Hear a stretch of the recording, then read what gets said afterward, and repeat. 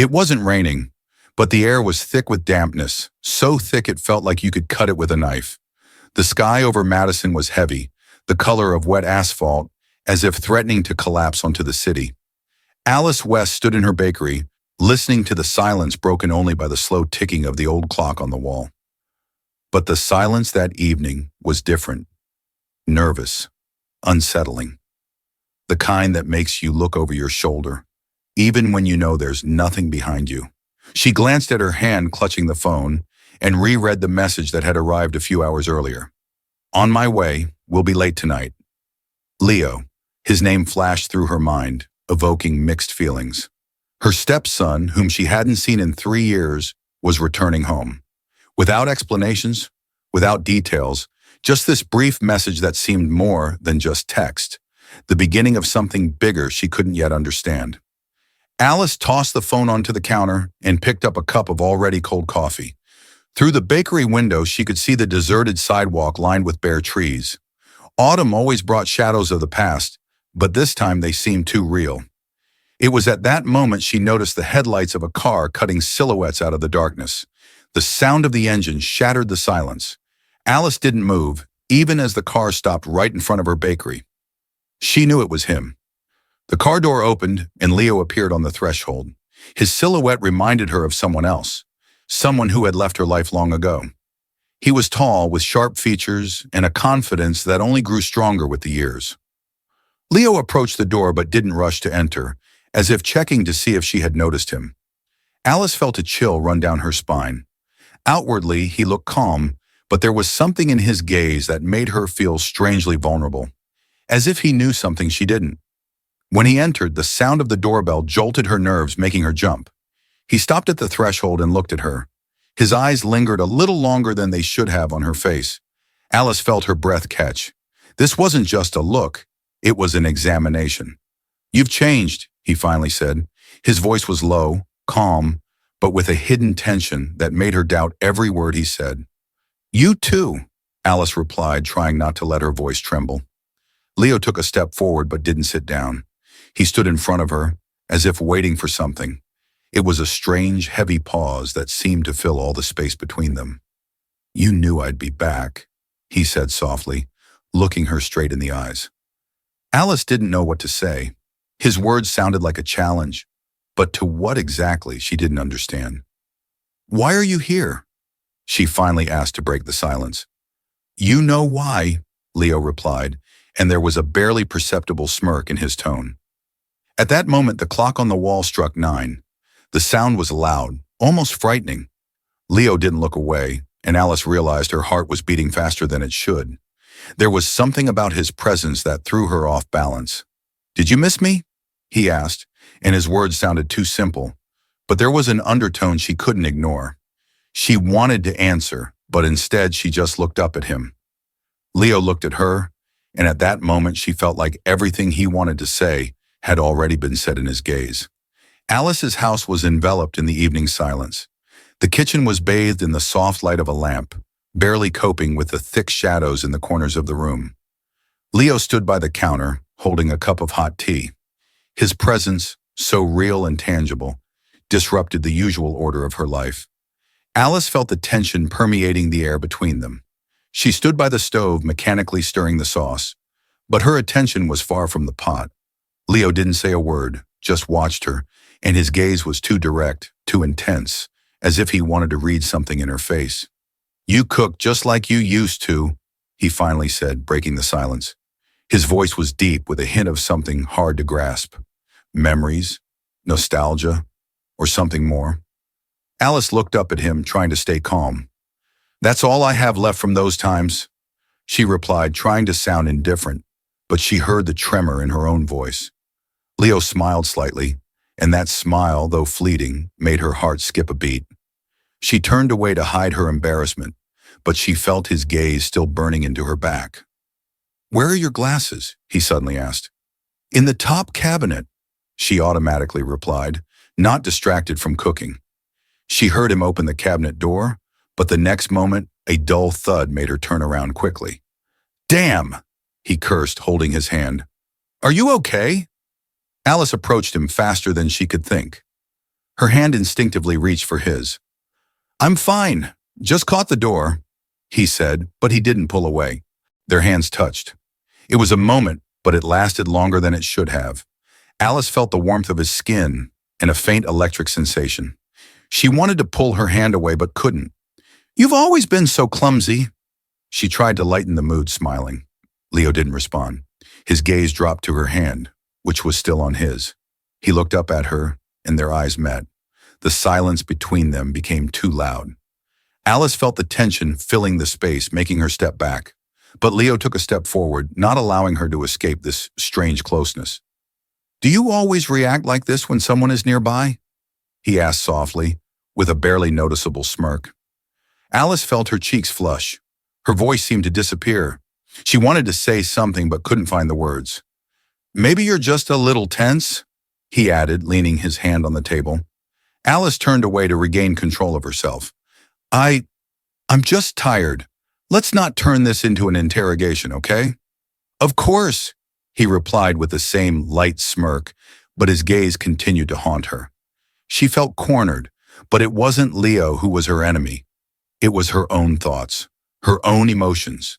She couldn't understand why his presence affected her so much. Her heart was beating faster than she could justify, and her hands were trembling, even if no one noticed. When Leo moved away and returned to his cup of tea, Alice allowed herself to exhale, but this relief was short-lived. "I remember you always said you loved the silence," he suddenly said, interrupting her thoughts again. "But sometimes silence speaks louder than it should, right?" She froze. It was too similar to what she had been thinking for the past few minutes, as if he were reading her mind. "Maybe," she replied briefly and hurried back to the stove, trying to look busy. But even when dinner was ready and their conversation had dwindled to simple phrases, Alice couldn't shake the feeling that this evening was the beginning of something she couldn't yet explain. Alice woke up early, as the dawn was just beginning to break through the thick curtains of her bedroom. The air was still, filled with a strange heaviness, as if the house had absorbed all her doubts and left them hanging in the corners. She lay there for a long time listening to the silence. The dream she had left her with a taste of unease, though she couldn't remember the details. As soon as she stepped out of the bedroom, she heard a soft noise from the kitchen. Alice tensed. Someone was there. She knew it had to be Leo, but his presence in the house still felt foreign, even though he had arrived 3 days ago.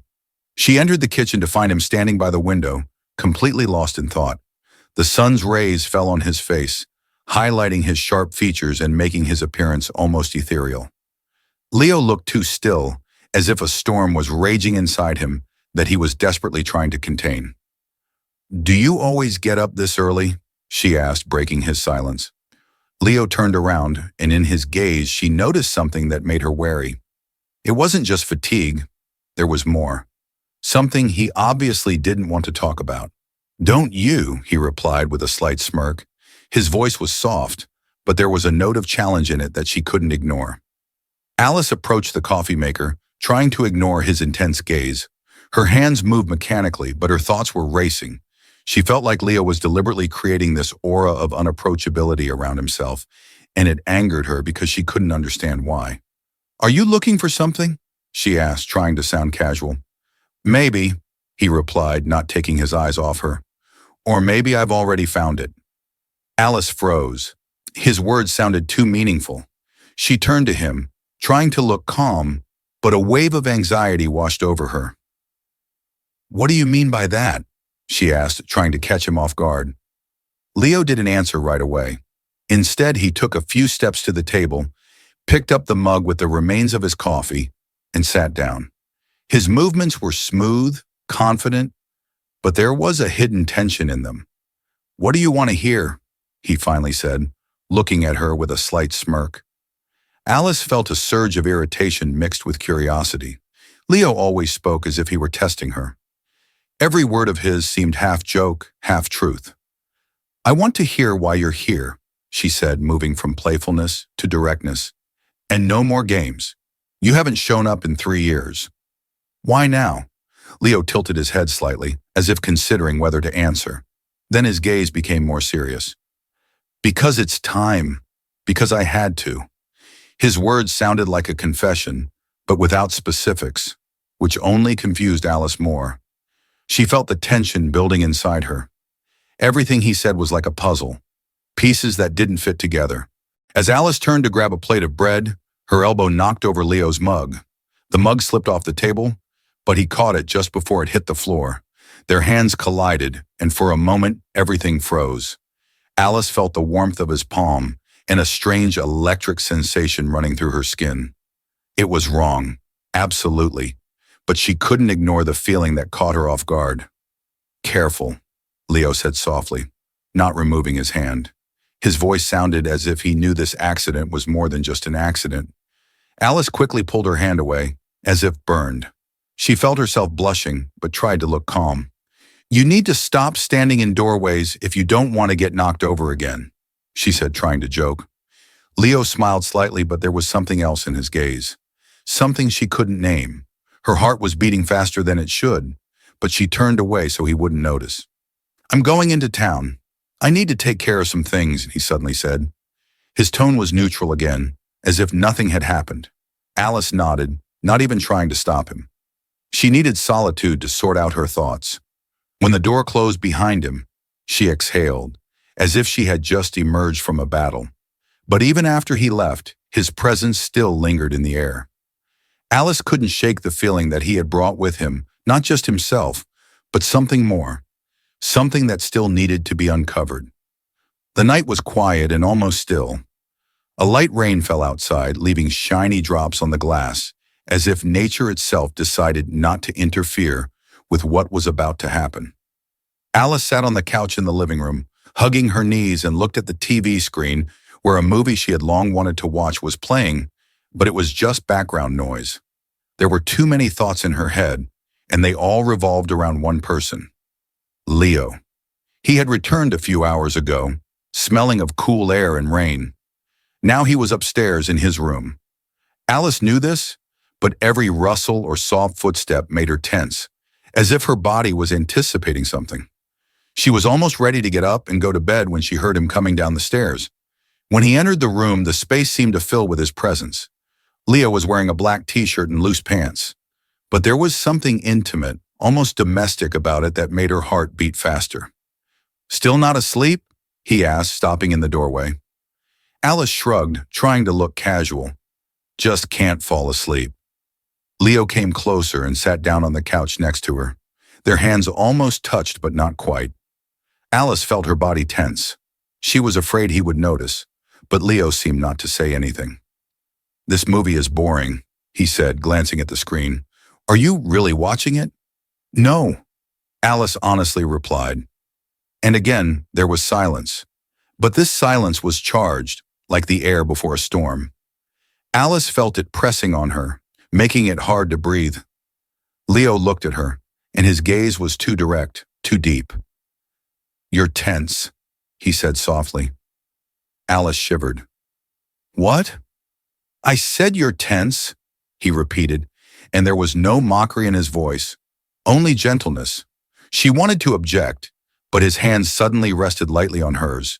It was unexpected, and her body reacted faster than her mind. She felt the warmth of his palm, and everything inside her turned upside down. "Leo," she began, but her voice sounded too soft, too uncertain. "Shh," he said. "I'm not doing anything you don't like." His words were simple, but there was a power in them that made her stop resisting. His fingers began to move over her hand, light, slow movements, almost like caresses. It was simple, but every second felt like an eternity. "You're so beautiful, Alice," he whispered, his voice low, almost a whisper. Alice couldn't respond. Her breath quickened, and her heart was beating so fast she thought he could hear it. When his fingers touched her shoulder, she couldn't help but turn to face him. "Leo, we can't," she began, but he stopped her, gently raising his hand and touching her cheek. "Why not?" he asked, his voice calm, but with something that pierced straight to the soul. His face was so close she could feel his breath on her skin.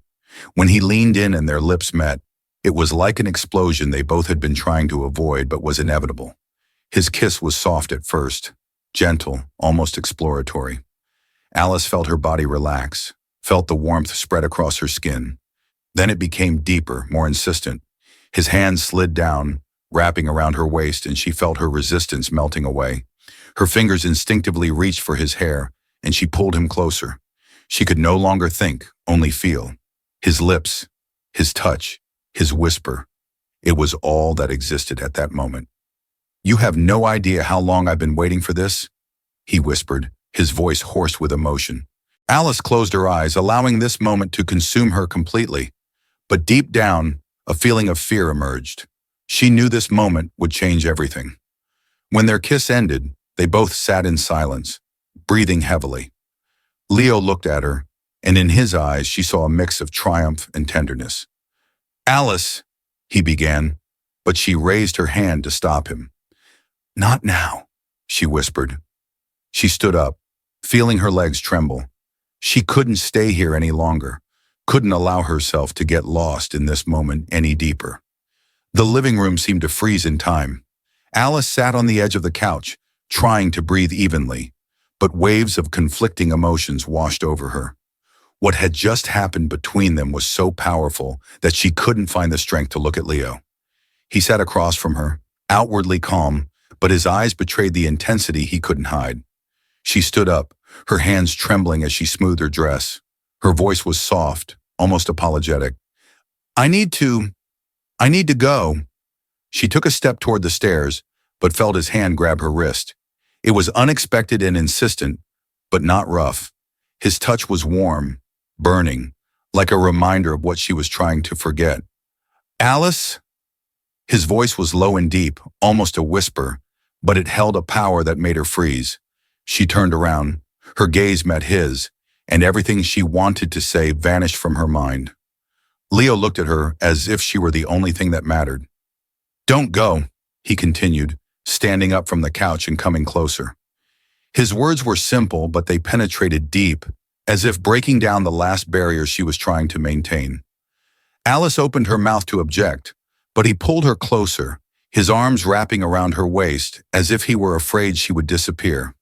"Leo, we can't," she began, but her words sounded too weak to be convincing. "Why can't we?" he interrupted. "This isn't something I want to stop." His lips found hers again, and this time it was everything. Desire, longing, the inability to stop. Alice felt her own resistance crumbling, as if it had never existed. His hands slid down her back, pulling her closer, and her fingers gripped his shoulders tightly. Each of his kisses was hot, demanding, and she couldn't stop herself. "You have no idea how long I've wanted this," he whispered, his voice trembling with emotion. Alice closed her eyes, feeling the world around her dissolve. She wanted to resist, wanted to stop this, but it was already too late. Leo carefully laid her down on the couch, and their movements became synchronized, as if this was inevitable. She felt every touch, every whisper. His hands moved over her skin with incredible tenderness mixed with insistence. She responded to him with the same passion, as if everything that had been holding her back until that moment had disappeared. When it was over, they lay together, breathing heavily. Alice closed her eyes, her body still remembering every touch, every movement. She knew that nothing would ever be the same again. She began, but Leo interrupted her, placing a finger on her lips. "Don't say anything," he said softly. She fell silent, feeling something inexplicable rising in her chest. She knew this was a moment they couldn't forget, but what would happen next she couldn't predict. Leo lay beside her, his gaze fixed on the ceiling. He looked content, but there was a hint of concern in his eyes, as if he understood that this step would change everything. Alice stood up, her legs weak, her breath still not recovered. "This shouldn't have happened," she whispered, not looking at him. But Leo stood up behind her, wrapping his arms around her from behind, his voice soft but firm. "You can't forget this, and neither can I." His words echoed in her mind as she stepped away from him and went upstairs. She knew he was right, but she couldn't say it out loud. The morning was cold and gray, as if the world outside the window felt the same tension that Alice did. She sat at the kitchen table, clutching a mug of cooling coffee, trying to find an answer to the one question. What now? Everything that had happened the night before seemed both unreal and too real.